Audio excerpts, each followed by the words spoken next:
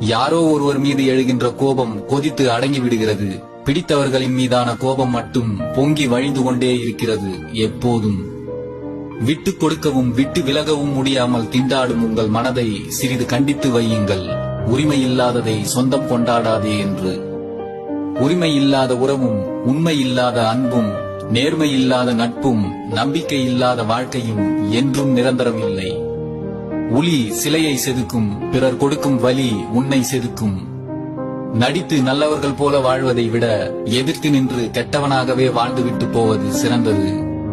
உன் வாழ்க்கைக்கு தேவையில்லாத எதையும் குப்பையாக தூக்கி எறிய பழகு. நீ இல்லாமல் வாழவே முடியாது என்று சொல்பவர்கள் எல்லாம் நீ இருக்கும் போதே இன்னொருவருடன் இன்பமாக வாழ்ந்து கொண்டுதான் இருக்கிறார்கள் என்பதை தெரிந்து கொள்.